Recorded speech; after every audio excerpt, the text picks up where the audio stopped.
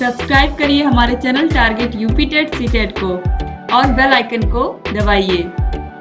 Hello friends, मैं रेनू स्वागत करती हूँ आप सभी भावी अध्यापक एवं अध्यापिकाओं का आपके अपने channel target UP TET CTET में। दोस्तों, आज की इस वीडियो में हम पढ़ने वाले हैं ब्रूनर का सिद्धांत। ब्रूनर ने संज्ञानात्मक विकास का सिद्धांत भी दिया है और संरचनात्मक विकास का सिद्धांत भी दिया है। तो सबसे पहले यहाँ पर हम संज्ञानात्मक विकास सिद्धांत पढ़ेंगे, संज्ञानात्मक विकास का सिद्धांत पढ़ेंगे जो कि ब्रूनर ने दिया है। इससे पहले हम लोगों ने जीन पियाजे का संज्ञानात्मक विकास सिद्धांत पढ़ा है। तो एग्जाम में पूछेगा अगर कि संज्ञानात्मक विकास का सिद्धांत कौन कौन से मनोवैज्ञानिकों ने दिया है, तो जीन पियाजे ने भी दिया है, वाइगोत्स्की ने भी दिया है और ब्रूनर ने भी दिया है, जो कि अभी इस वीडियो में हम पढ़ने वाले हैं। तो जीन पियाजे की 4 अवस्थाएं हैं संज्ञानात्मक विकास की। कौन कौन सी? पहली है संवेदी गामक अवस्था या इंद्रियजनित गामक अवस्था, जो कि जन्म से लेकर के 2 वर्ष तक है। फिर दूसरी है पूर्व संक्रियात्मक अवस्था, और पूर्व संक्रियात्मक अवस्था आपको पता है 2 से लेकर के 7 वर्ष है। फिर मूर्त संक्रियात्मक अवस्था है जो कि 7 से लेकर के 11 वर्ष तक है। और फिर अमूर्त या औपचारिक संक्रियात्मक अवस्था जो कि 11 वर्ष से लेकर के 15 वर्ष तक मानी जाती है। तो ये जो 4 अवस्थाएं हैं, यह किसने बताया है? यह बताया है जीन पियाजे ने। और जीन पियाजे ने बच्चे के अनुभव के आधार पर और परिपक्वता के आधार पर बच्चे को क्या कहा उन्होंने, जिस तरीके से बच्चा बढ़ता जाता है उसका अनुभव बढ़ता जाता है और वह अपने वातावरण से धीरे धीरे चीजों को सीखता जाता है। तो ये जीन पियाजे जी का जो कथन था, जीन पियाजे जी ने कहा था कि जब बच्चा धीरे धीरे बड़ा होता जाता है तो वह परिपक्व होता जाता है और वह अपने अनुभव से अपने ज्ञान को, अपने मानसिक ज्ञान को बढ़ाता जाता है। सबसे पहले संज्ञान का मतलब क्या होता है? मानसिक बुद्धि। बच्चे के सोचने समझने की क्षमता जो है, उसकी बुद्धि जो है वो बढ़ती जाती है, यानी कि उसकी मानसिक क्षमता में विकास होता है। यही होता है संज्ञानात्मक विकास। तो देखिए, अब जेरोम ब्रूनर अमेरिका के एक मनोवैज्ञानिक थे जिन्होंने संज्ञानात्मक विकास पर नया सिद्धांत प्रतिपादित किया। इस सिद्धांत को पियाजे के संज्ञानात्मक विकास के विकल्प के रूप में माना जाता है। तो संज्ञानात्मक विकास का सिद्धांत 3 विद्वानों ने दिया है, जीन पियाजे जी ने, वाइगोत्स्की जी ने और ब्रूनर ने। लेकिन वाइगोत्स्की के संज्ञानात्मक विकास को सामाजिक सांस्कृतिक सिद्धांत भी कहते हैं। सामाजिक सांस्कृतिक सिद्धांत किसने दिया है? अगर एग्जाम में पूछेगा सामाजिक सांस्कृतिक विकास का सिद्धांत किसने दिया है? वाइगोत्स्की ने दिया है। लेकिन वाइगोत्स्की के संज्ञानात्मक विकास को हम क्या कहते हैं? सामाजिक सांस्कृतिक विकास का सिद्धांत। अब देखिए, जीन पियाजे ने अपने संज्ञानात्मक सिद्धांत में समाज और संस्कृति, इसके अलावा भाषा को भी महत्वपूर्ण स्थान नहीं दिया है। ना तो जीन पियाजे ने समाज को महत्वपूर्ण स्थान दिया, ना संस्कृति को महत्वपूर्ण स्थान दिया है बच्चे के संज्ञानात्मक विकास में, और ना ही भाषा को महत्वपूर्ण स्थान दिया है। इन्होंने किसको महत्वपूर्ण स्थान दिया है? इन्होंने परिपक्वता और अनुभव को अपने संज्ञानात्मक विकास सिद्धांत में महत्वपूर्ण स्थान दिया है। ब्रूनर ने अपनी संज्ञानात्मक सिद्धांत के विकास के सिद्धांत में इस बात पर बल दिया कि शैशवावस्था और बाल्यावस्था का बालक अपना मानसिक विकास किस प्रकार करता है और बालक अपने मानसिक क्रियाओं की अभिव्यक्ति किस प्रकार से करता है। ब्रूनर महोदय ने माना कि बालक अपने मानसिक क्रियाओं की अभिव्यक्ति को 3 प्रकार से व्यक्त करता है। दोस्तों, अब यहाँ पर आप ध्यान दीजिएगा, बहुत बहुत आसान है ब्रूनर का संज्ञानात्मक विकास का सिद्धांत। तो देखिए, सबसे पहला सिद्धांत, यहाँ पहली अवस्था इन्होंने बताई है वो है क्रियात्मक अवस्था, जिसे एक्टिव स्टेज कहते हैं, जो कि जन्म से लेकर के 18 माह या 1.5 वर्ष तक होता है। दूसरा है प्रतिबिंबात्मक या छायात्मक या प्रतीकात्मक अवस्था, इमेज आइकॉनिक स्टेज, जो कि 18 माह से 7 वर्ष तक होती है। फिर है तीसरा संकेत या चिन्ह अवस्था, सिंबॉलिक स्टेज, जो कि 7 वर्ष से ऊपर होती है। तो देखिए, मनुष्य उन बातों को अधिक सीखता है जो वास्तविक होती हैं या जो व्यक्ति अपने सामने पाता है, जिनको वह अपने सामने देखता है, उन वस्तुओं से वह अधिक सीखता है और उन्हीं वस्तुओं को देख करके वह क्या करता है? अपने ज्ञान की संरचना या निर्माण करता है और उसको अपने दिमाग में क्या करता है? प्रतिबिंब के रूप में रखता है, याद रखता है। तो इस तरीके से याद रखिएगा कि जो ब्रूनर हैं, इन्होंने इस बात पर विशेष ध्यान दिया है कि बच्चा जो वस्तुएं वास्तविक होती हैं और जिनको वह अपने आसपास देखता है उनसे वह अधिक सीखता है और अपने ज्ञान का निर्माण करता है। तो देखिए, इन्होंने 3 अवस्थाएं बताई हैं। तो सबसे पहले जो क्रियात्मक अवस्था है उसके विषय में हम पढ़ेंगे। क्रियात्मक अवस्था, बालक अपनी अनुभूतियों को शब्दहीन क्रियाओं द्वारा व्यक्त करता है, जैसे कि भूख लगने पर रोना, हाथ पैर हिलाना आदि करता है। तो दोस्तों, जो बच्चा जन्म से लेकर के 18 माह का होता है वह यही सब चीजें तो करता है। उसके पास शब्द तो होते नहीं है, वह शब्दों की वह भाषा को सीख नहीं पाता है तब तक। तो वह क्या करता है, वह अपनी बातों को वह क्रियाओं के माध्यम से कहता है, क्रियाओं के माध्यम से बताता है। भूख लगने पर वह क्या करता है, रोने लगता है, हाथ पैर हिलाने लगता है। तो यह सब क्या है, क्रियात्मक अवस्था इसीलिए कहा गया है क्योंकि बच्चा क्रिया करके अपनी बातों को बताता है कि उसे क्या चाहिए। तो इस तरीके से यह क्रिया आधारित होती है पहली अवस्था, और यह जन्म से लेकर के 18 माह तक होती है। इसे सक्रिय अवस्था भी कहते हैं। तो एग्जाम में पूछा गया है आप लोग के, इसलिए मैं बार बार रिपीट कर रही हूँ।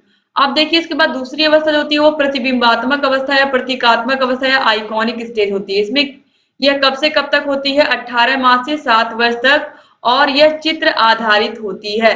यानी कि बच्चों को आप ताजमहल का चित्र दिखाओगे या किसी मंदिर का चित्र दिखाओगे, तो अगर आपने एक बार मंदिर का चित्र दिखा दिया है तो बच्चे को ये बात समझ में आ जाएगी कि मंदिर इस तरीके से होता है, और वह उसका चित्र दिमाग में बैठा लेगा। और जैसे ही आप मंदिर शब्द उसके सामने जिक्र करोगे, उसके दिमाग में तुरंत यही तस्वीर बन जाएगी। यानी कि यह जो प्रतिबिंबात्मक अवस्था होती है या प्रतीकात्मक या चित्र आधारित, इसमें बालक के दिमाग में उस चीज का चित्र बन जाता है जिसके बारे में आपने उसे बताया या जिसको उसने पहले से देखा हुआ है, जिन वस्तुओं को उसने पहले से देखा हुआ है।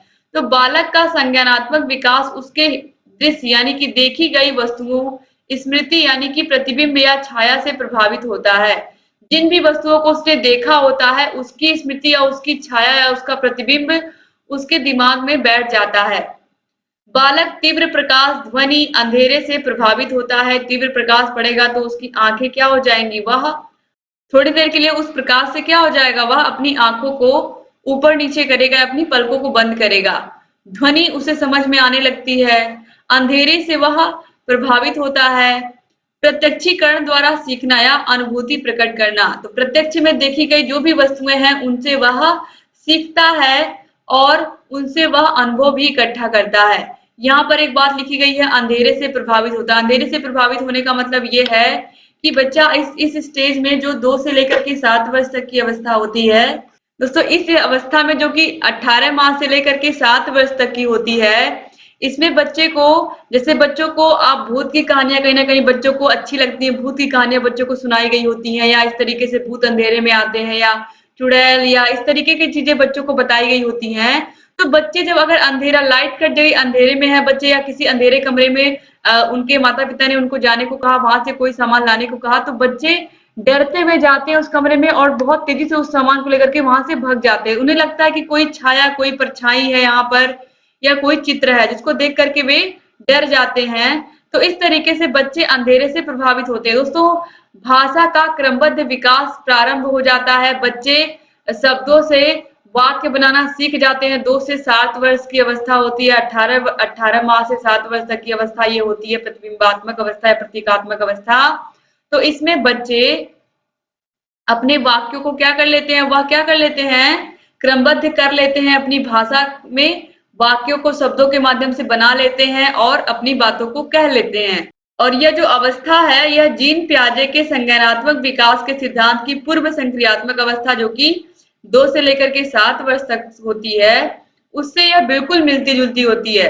क्योंकि 2 से 7 वर्ष तक के बालक यही सब चीजें तो करते हैं। और अच्छे से आप लोग को मैंने जीन पियाजे के संज्ञानात्मक विकास के सिद्धांत में जो बताए हैं 4 की चारों अवस्थाएं, उसमें भी बहुत अच्छे से मैंने सारी चीजें आपको समझाई हैं।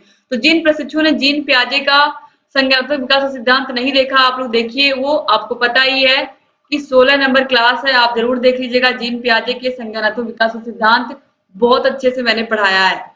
अब देखिए, इसके बाद संकेतात्मक अवस्था या चिन्ह अवस्था, ये तीसरी अवस्था होती है ब्रूनर के संज्ञानात्मक विकास के सिद्धांत में। तो देखिए, यह भाषा आधारित होती है और यह 7 वर्ष से ऊपर के बच्चों पर होती है। तो देखिए, बालक अनुभूतियों को ध्वन्यात्मक संकेतों द्वारा व्यक्त करते हैं और तार्किक क्षमता का विकास हो जाता है। तो ये जो अवस्था है 7 से लेकर के ऊपर जितने भी वर्ष हैं, तो इसमें आपको पता ही है कि बच्चे धीरे-धीरे अपनी भाषा को क्या कर लेते हैं, वो और समृद्ध कर लेते हैं। और अब इस तरीके से अगर उन्हें किसी भी वस्तु के बारे में कहा जाए तो वह उनके दिमाग में उसका चित्र भी बनता है और वह अमूर्त चिंतन भी करने लगते हैं। किसी भी वस्तु के बारे में वह अमूर्त चिंतन कर सकते। जरूरी नहीं कि जो चीज उनके सामने हो वह उसी चीज के बारे में केवल आपको बताएं। जो चीज उनके सामने नहीं है उसके बारे में भी अगर आप पूछोगे तो उसके बारे में भी वह आपको बताएंगे। और तर्क तर्क करने की क्षमता, सोचने समझने की क्षमता और बढ़ जाती है। तो संकेतात्मक अवस्था या चिन्ह अवस्था यह 7 वर्ष से ऊपर की अवस्था होती है और यह भाषा पर आधारित होती है, क्योंकि तब तक भाषा का विकास काफी हद तक बच्चों का हो चुका रहता है। तो इस तरीके से यह सिंबॉलिक स्टेज है। तो उम्मीद करती हूँ तीनों स्टेज आपको समझ में आए होंगे दोस्तों। जो ब्रूनर थे इन्होंने सबसे पहले वयस्कों पर अध्ययन किया था, फिर इन्होंने स्कूल जाने वाले बच्चों पर अध्ययन किया था, फिर इन्होंने 3 साल के बच्चों पर अध्ययन किया था और उसके बाद नवजात शिशुओं पर अध्ययन किया था। तो इस तरीके से इनका जो अध्ययन था वो बड़ों से लेकर के फिर छोटों पर आया था। तो ये भी याद रखिएगा। अब देखिए ब्रूनर का संरचनात्मक अधिगम का सिद्धांत, इसको हम अन्वेषण सिद्धांत या संरचना सिद्धांत कहते हैं। एग्जाम में पूछेगा तो आप भूलिएगा मत। और संरचनात्मकता का मतलब क्या होता है? स्वयं के लिए ज्ञान की संरचना। इसका अर्थ होता है स्वयं के लिए ज्ञान की संरचना, यानी कि अपने खुद के सीखने के लिए हम अपना ज्ञान बढ़ाएं, या फिर ये कहें कि अपने ज्ञान की संरचना हम खुद कर सकते हैं। यहाँ पर ये कहा गया है कि हम खुद से करके खुद से सीख सकते हैं बहुत सारी चीजें। और जब हम खुद करके कोई चीज सीखते हैं और अपने ज्ञान का निर्माण हम स्वयं करते हैं तो यह क्या होता है? संरचना होती है। तो स्वयं के लिए ज्ञान की संरचना यही होती है संरचनात्मकता। तो देखिए ब्रूनर के सिद्धांत को निर्मितवाद का सिद्धांत, यानी कि इसको हम क्या कह सकते हैं? कंस्ट्रक्टिविस्ट भी कह सकते हैं। निर्मित करने का मतलब कंस्ट्रक्शन करना, जैसे कि बिल्डिंग का कंस्ट्रक्शन होता है, बिल्डिंग निर्मित होती है, बनती है। अन्वेषण का सिद्धांत ऑलरेडी आपको बता ही दिया मैंने। संरचना सिद्धांत भी इसको कहते हैं। तो यह निर्मितवाद का सिद्धांत अगर पूछेगा एग्जाम में किसने दिया तो आप बता ले जाएंगे ब्रूनर ने दिया है। अन्वेषण का सिद्धांत भी पूछेगा तो ब्रूनर ने दिया है। इसके अलावा ब्रूनर ने एक परिभाषा दी है कि बालक नग्न बंदर की तरह नहीं है, बल्कि बालक संस्कृति युक्त होता है, यानी कि उसके अंदर संस्कार होते हैं और वह हर काम को बहुत ही सही ढंग से करता है। अब देखिए महत्वपूर्ण तत्व क्या है ब्रूनर के संरचनात्मक सिद्धांत के अंतर्गत? आधारभूत सिद्धांतों का ज्ञान होना। यहाँ पर कहा गया है कोई भी चैप्टर हम बच्चों को पढ़ा रहे हैं तो उसकी बेसिक नॉलेज बच्चों के पास होनी चाहिए। अगर बेसिक नॉलेज नहीं रहेगी, जैसे कि अब अगर बच्चों को हम गुणा बता रहे हैं, भाग बता रहे हैं, उनको अगर जोड़ और घटाना नहीं आ रहा, बेसिक नॉलेज नहीं है, तो गुणा और भाग पर हम कभी पहुंच ही नहीं पाएंगे। तो आधारभूत सिद्धांतों का ज्ञान होना बच्चे के अंदर जरूरी है। मूल सिद्धांतों व प्रत्ययों की समझ होनी चाहिए। प्रत्ययों की समझ होनी चाहिए, क्योंकि अगर प्रत्ययों की समझ नहीं है तो बच्चा सिद्धांतों को ही समझ नहीं पाएगा, क्योंकि बच्चे को शब्दों के अर्थ यानी कि प्रत्ययों का अर्थ समझ में आना चाहिए। जैसे कि बर्फ गर्मी पाकर पिघलता है, इस तरीके से अगर सेंटेंस मिल गया, बर्फ गर्मी पाकर पिघलता है, तो बच्चे को जब बर्फ का कॉन्सेप्ट पता रहेगा, गर्मी का कॉन्सेप्ट पता रहेगा, पिघलने का कॉन्सेप्ट पता रहेगा, ये सभी प्रत्यय उसको पता रहेंगे, तब तो वह सिद्धांतों को समझ पाएगा कि हाँ वाकई अगर हम बर्फ को फ्रिज में से निकाल दें तो क्या होगा, वह उसका टेम्परेचर धीरे धीरे बढ़ेगा और वह गर्मी पा करके क्या करेगा, पिघलना शुरू हो जाएगा। तो बच्चे को टेम्परेचर का की समझ होनी चाहिए। बर्फ क्यों पिघलता है ये जानकारी, बर्फ का क्या मतलब है, गर्मी का क्या मतलब है, पिघलने का क्या मतलब है, ये बच्चे को पता होना चाहिए। यानी कि प्रत्यय उसके क्लियर होने चाहिए, तभी वह सिद्धांतों का निर्माण कर पाएगा। इसके बाद देखिए सिद्धांतों का अस्थायित्व। सिद्धांतों का अस्थायित्व कब होगा? जब बच्चे के सामने आपने बर्फ का टुकड़ा रखा, आपने फ्रिज में से निकाल के उसको रखा, तो आप खुद देखोगे कि बच्चा देख रहा है बर्फ को पिघलते हुए, और तब उसको ये बात समझ में आएगी, ये कॉन्सेप्ट क्लियर होगा कि जब भी बर्फ गर्मी में आएगा या फिर ये कहें उसका टेम्परेचर अधिक होगा तो वह धीरे धीरे पिघल जाएगा। तो इस तरीके से जो सिद्धांत है बर्फ गर्मी पाकर पिघलता है, यह क्या हो जाएगा, उसके दिमाग में अस्थायी हो जाएगा जब आपने उसको करके दिखा दिया। और फिर है निरंतर पुनर्विचार, यानी कि लगातार हमें बच्चों को ज्ञान देना चाहिए, लेकिन लगातार प्रयोग भी करवाते रहना चाहिए और जो भी ज्ञान बच्चों को हमने दिया है उसको रिपीट करवाते रहना चाहिए, यानी कि उस पर पुनर्विचार होना चाहिए और लगातार उस पर प्रैक्टिस होनी चाहिए।